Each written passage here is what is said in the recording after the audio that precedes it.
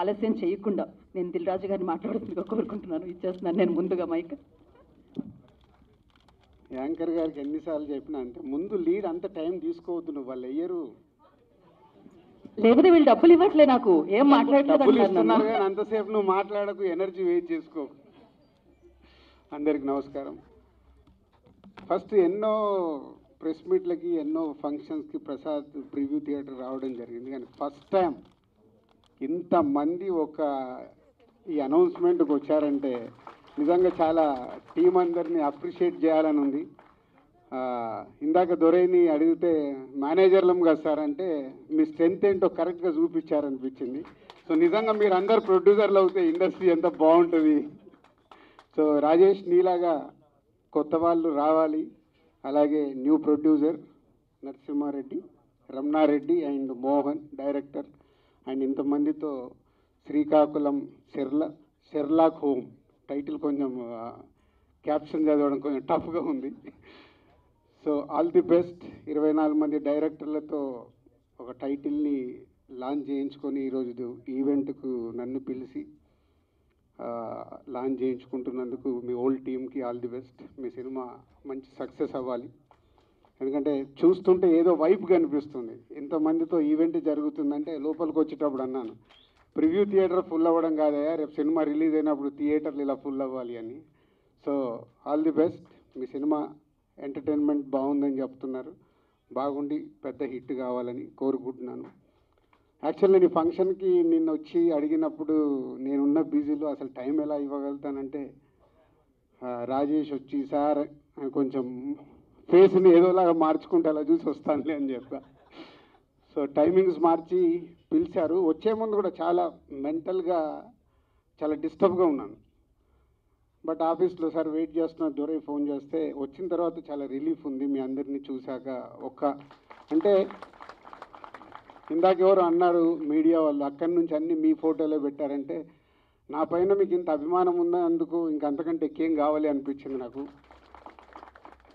So ఇండస్ట్రీలో ఎప్పుడు రకరకాల పీపుల్తో జర్నీ చేస్తాం, ఎప్పుడు రాళ్ళు వేయాలో వేసేవాళ్ళు మన పక్కన ఉంటూనే రాళ్ళు వేస్తూ ఉంటారు. కానీ ఇలా చూసిన తర్వాత ఒక చిన్న సినిమాని నేను ఎంత సపోర్ట్ చేస్తాను, మీరు ఇలా ఒక చిన్న సినిమా చేస్తున్నప్పుడు వచ్చి మీకు ఈరోజు నన్ను పిలిచినందుకు మీ సినిమాకి ఈరోజు మీడియా ద్వారా దిల్ రాజు గారు లాంచ్ చేశారు, ఇంతమంది డైరెక్టర్ లాంచ్ చేశారంటే డెఫినెట్గా చాలామందికి ఇది రీచ్ అయ్యే అవకాశం ఉందని మీరు నన్ను పిలిచారు. డెఫినెట్గా మీ టైటిల్ రీచ్ అయ్యి రేపు మీ కంటెంట్ కూడా బాగా రీచ్ అయ్యి పెద్ద హిట్ కావాలని కోరుకుంటున్నాను.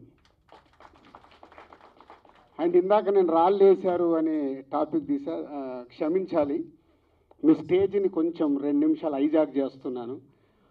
ఎందుకంటే దిల్ రాజు మీద ఎప్పుడు రాళ్ళు వేసే వాళ్ళ గురించి కూడా అభిమానిస్తున్న ఇంతమంది ముందు వాళ్ళ గురించి కూడా మాట్లాడాలనిపించి 2 నిమిషాలు మీడియా వారికి ఇది నా పర్సనల్ స్టేట్మెంట్గా చెప్పాలనుకున్నాను.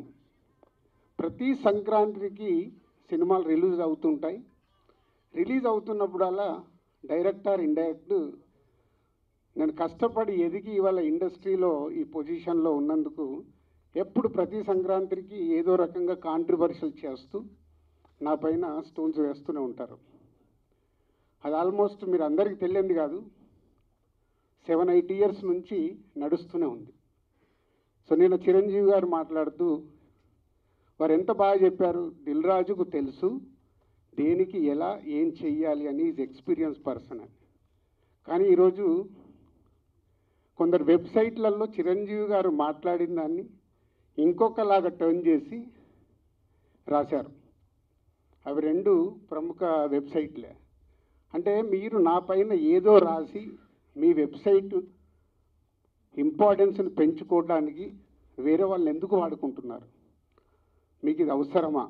అంటే దిల్ రాజు ఏం రియాక్ట్ అవ్వడు, సాఫ్ట్గా వెళ్తాడు అనుకుంటున్నారా? టాటా తీస్తా. చాలా రోజుల నుంచి ఓపిక పడుతున్నాను, ఎందుకు అని సాఫ్ట్గా వెళ్దామని. సంబంధం లేకుండా పోనీ ఆ ప్రొడ్యూసర్ వచ్చి మీ దగ్గర ఏమన్నా మాట్లాడా? మీకు అంత దమ్ముంటే ఆ ప్రొడ్యూసర్ని నన్ను స్టేజ్పై పిలిచి కూర్చోబెట్టి క్వశ్చన్స్ వేయండి. ఎందుకు ప్రతి సంక్రాంతికి నన్నే టార్గెట్ చేయాలి? ఇంతమంది నన్ను అభిమానిస్తున్నారు కదా, 95% నన్ను ఇష్టపడతారు. 5% ఇష్టపడతారా, అది ఇష్టపడరా వాళ్ళ ఇష్టం. ఒక మనిషిగా నేను అందరినీ సాటిస్ఫై చేయలేను. సాటిస్ఫై చేస్తున్నాను కాబట్టి ఇండస్ట్రీలో నాకు ఈరోజు ఇంత మంచి పేరుంది. మీ అందరికీ తెలుసు, దిల్ రాజు అంటే ఒక బ్రాండ్ బిల్డ్ చేశా. వ్యాపార పరంగా వచ్చే కొన్ని కాంట్రవర్షియల్స్ని మీరు అడ్వాంటేజ్గా తీసుకొని ప్రతి సంక్రాంతికి మీ వెబ్సైట్లు, మీ కొన్ని యూట్యూబ్ ఛానల్స్ కొన్నిటికి వాడుకుంటున్నారు. అది 100% తప్పు. మొన్న జరిగిన ఈ సంక్రాంతి రిలీజ్ల గురించి ఛాంబర్లో మీటింగ్ పెట్టి ఛాంబర్ ద్వారా డీల్ చేసి రవితేజ గారిని కన్విన్స్ చేసి ఒక సినిమాని సంక్రాంతి నుంచి జరిపాం. అది ఎంత కష్టం అది మాకు తెలుసు. తర్వాత ఉన్న 4 సినిమాలు మళ్ళీ ఎవడో రాశాడు, దిల్ రాజు గారు ఏదో తమిళ సినిమా రిలీజ్ చేస్తున్నాడని. ఎవడు చెప్పాడురా నీకు నేను రిలీజ్ చేస్తున్నానని? ఎవడు చెప్పాడు? నీ దగ్గర ప్రూఫ్ ఉందా నేను చేస్తున్నానని ఉందా? ఆ తమిళ సినిమాను కూడా రిలీజ్ పోస్ట్పోన్ చేయించింది నేను, తెలుగులో రిలీజ్ వద్దు అని. మీకు తెలియని న్యూస్లు రాసుకుంటూ ఎందుకు వాడుకుంటున్నారు? ఇందాక నేను అన్నానుగా తాట తీస్తాను, ఈజీగా తీసుకోవద్దు. నా పైన ఏదైనా రాస్తే, తప్పుడు రాతలు రాస్తే, మీకు తెలియకుండా కాంట్రవర్షియల్ చేస్తే ఈ రోజు నుంచి నేను ఊరుకోను. ఇన్ని రోజులు నడిచిపోయింది, అది గుర్తుపెట్టుకోండి. 4 సినిమాలు రిలీజ్ ఉన్నాయి. మహేష్ బాబు గారు, వెంకటేష్ గారు, నాగార్జున గారు, దాంతోపాటు హనుమాన్ సినిమాని నేను రిలీజు ఆపాలి అని చెప్పానని రాశారు. ప్రొడ్యూసర్ని, డైరెక్టర్ని నన్ను పిలిచి నేను సినిమా ఆపాలని అడిగానా? సినిమా 14వ తారీఖు రిలీజ్ చేసేయండి అని చెప్పాను. 12 మహేష్ బాబు సినిమా ఉంది కాబట్టి 14th చేస్తే మీ సినిమాకు ఉపయోగం, మీ సినిమాకు నంబర్ ఆఫ్ థియేటర్స్ దొరుకుతాయని చెప్పాను. కానీ దాన్ని ఇంకొక విధంగా మార్చి రాశారు. చిరంజీవి గారు మాట్లాడింది ఇంకొకలాగా కన్వర్ట్ చేసి రాస్తున్నారు. మీకు కావాల్సిన దాన్ని హైలైట్ చేయకండి. నెగిటివ్ వైబ్స్ ఉండకుండా పాజిటివ్గా బతుకుతే బాగుంటుంది. నెగిటివ్గా బ్రతకడం ఇంపార్టెంట్ కాదు. అందరం పోయేవాళ్ళమే, ఇక్కడ ఉండటానికి రాలా. నెగిటివ్ ఎందుకు? నెగిటివ్ వైబ్స్ ఎందుకు? మీ వెబ్సైట్లు, మీ ఛానల్స్ ఇంప్రూవ్ అవ్వాలని నెగిటివ్ వైబ్స్ని తీసుకొస్తారా? ఈరోజు హనుమాన్ సినిమా ప్రపంచవ్యాప్తంగా రిలీజ్ అవుతుంది. నాట్ ఓన్లీ తెలుగు స్టేట్స్, తమిళ్లో రిలీజ్ అవుతుంది, కన్నడలో రిలీజ్ అవుతుంది, హిందీలో రిలీజ్ అవుతుంది. ఎక్కడ థియేటర్ లేవా? దొరకట్లేదా? మీకు తెలియని విషయం ఏంటంటే నైజాములో 7-8 సెంటర్లలో Mahesh Babu cinema, Hanuman cinema release అవుతుంది. వెంకటేష్ గారి సినిమాకి, నాగార్జున గారి సినిమాకి థియేటర్ లేదు. మీకు తెలుసా అది? చిరంజీవి గారు, Nagarjuna garu, Venkatesh garu, they are not a small heroes. 30 ఏళ్ళ నుంచి ఇండస్ట్రీలో ఒక స్టార్ హీరోగా ఉన్న ఇమేజ్ ఉన్న వాళ్ళకు కూడా థియేటర్ లేవు. ఇవి మీకు కనిపించవు. ఎంతసేపు వాళ్ళకు రావాల్సిన మైలేజ్ గురించి ప్రయత్నం చేస్తూ, సో ఈరోజు కొన్ని కోట్లు ఖర్చు పెడితే రాని ప్రమోషన్ని హనుమాన్ సినిమాకు వచ్చింది. గుడ్, సినిమా సూపర్ హిట్ అవ్వాలి అని మనస్ఫూర్తిగా కోరుకుంటున్న దాంట్లో నేను ఒక్కరిని. ఎందుకంటే సినిమా ఆడితేనే గ్లోబల్గా పెరుగుతాం. మన చేతిలో ఉండదు, మనం కష్టపడి సినిమా తీస్తాం. ఇవి తెలియకుండా మీ పిచ్చి రాతలతోని ఏం చేద్దాం అనుకుంటున్నారు? మళ్ళీ మళ్ళీ మళ్ళీ చెప్తున్నా, నా గురించి ఎక్కడన్నా తప్పుగా నా పేరు పెట్టి రాస్తే తాట తీస్తా. దీంట్లో తేడా లేదు. నిజాయితీగా మీకు ఏదైనా న్యూస్ ఉంది రండి, 24 hours అవైలబుల్. మీకు ఏదైనా న్యూస్ కావాలి, సార్ ఇలా ఉంది, ఇదేంటని అడగండి, నేను సమాధానం ఇస్తాను. నా పిఆర్ వాళ్ళు కూడా మాట్లాడారు డైరెక్ట్. ఎప్పుడైనా మీ మీడియా వాళ్ళందరికీ తెలుసు ఐఎమ్ అవైలబుల్ ఎనీ టైం. మీ మెసేజ్లకు నేను రిప్లై ఇస్తాను, మీ ఫోన్ కాల్స్కి నేను రిప్లై ఇస్తాను.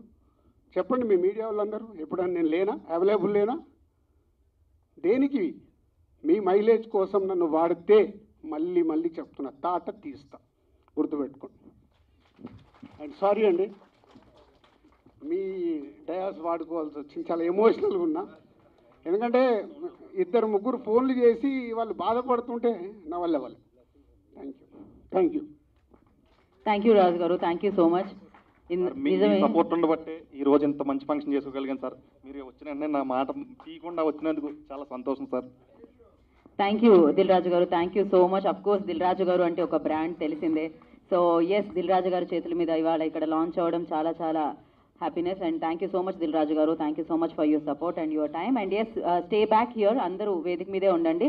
అండ్ రాజు గారికి మరొక